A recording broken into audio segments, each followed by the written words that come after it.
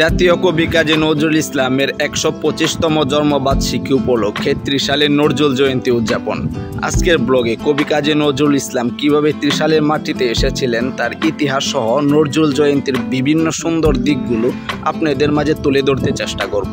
প্রথমেই চলুন জেনে আসি কবি কাজী নজরুল ইসলামের ত্রিশাল অধ্যায়।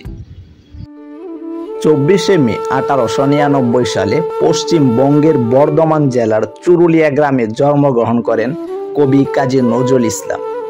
১৯১১ সালে কবি নজরুল ইসলাম আসানসোলের একটি রুটির দোকানে কাজ করতেন। কাজের ফাঁকে ফাঁকেই তিনি লিখতেন এবং গাইতেন। সেখানেই তার সাথে পরিচয় হয় নজরুল প্রতিভায় বিমুগ্ধ দারোগা কাজী রফিজুল্লাহর সঙ্গে। কাজী রফিজুল্লাহর বাড়ি ময়মনসিংহের ত্রিশাল থানার কাজীর শিমলা গ্রামে। ছুটিতে আসার সময় কাজী রফিজুল্লাহ দারোগা কবি কাজী নজরুল ইসলামকেও সঙ্গে করে নিয়ে আসেন কাজীর শিমলা গ্রামে। সেখান থেকেই শুরু হয় কবি কাজী নজরুল ইসলামের ত্রিশাল অধ্যায়। Hello everyone, welcome to my new blog. আজকে আমি যাচ্ছি জাতীয় কবি কাজী নজরুল ইসলামের ১২৫তম জন্মবার্ষিকী উপলক্ষে ত্রিশালের নজরুল জয়ন্তী উদযাপনে। আমরা দুপুর টাইমে রওনা দিয়েছিলাম। প্রথমেই যখন আমরা ঢুকতে শুরু করি প্রচণ্ড ভিড় ছিল, মানুষের ভিড় ঠেলে তারপর আমাদের ঢুকতে হয়েছিল। জাস্ট ভিড়ের একটা অংশ আপনারা দেখেন। জায়গা নাই, 10 মিনিট ঠেলা ঠেলির পর অবশেষে আমরা মেলার ভিতরে ঢুকতে পারছি। অবশেষে ভিতরে ঢুকতে পারছি। এই যে গেমে আমার ছোট ভাই একদম শেষ, জীবন তেনা তেনা। প্রতি বছর জাতীয় কবি কাজী নজরুল ইসলামকে কেন্দ্র করে ত্রিশালের মাটিতে হয়ে থাকে নজরুল জয়ন্তী উদযাপন। এবারও তারই ধারাবাহিকতায় ২০২৪-এর নজরুল জয়ন্তী উদযাপনে আমরা আছি।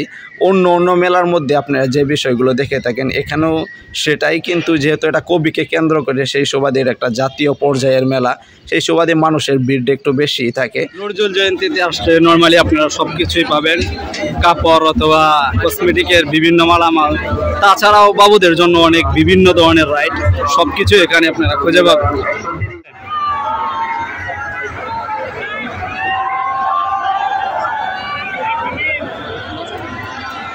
টিকিট পাওয়া ভাগ্যের বিষয়, এখানে হাজারো মানুষের দল, তাই এটা আমাদের এখন চড়া অসম্ভব। এখানে টিকিটের জন্য মানুষের হিড়িক পড়ে গেছে, তাই আজকে না চড়ে হতাশ মনে বাড়ি ফিরতে হবে। দেখেই সান্ত্বনা নিচ্ছি। বর্তমানে আমরা এখন আছি বইয়ের স্টলে। এখানে কবি নজরুল ইসলামের বিভিন্ন বই সহ এবং বিভিন্ন কবিদের অনেক গ্রন্থাবলী আপনারা এখানে পাবেন। এখানে এই জায়গাটা চাইলে ভিজিট করতে পারেন। যারা বই প্রেমী আছেন, বই পড়েন, তারা এখান থেকে কিছু বই সংগ্রহ করতে পারেন। নজরুলের বিভিন্ন ইতিহাস সহ বিভিন্ন কবিদের বই আপনারা এই স্টলগুলিতে পেয়ে যাবেন।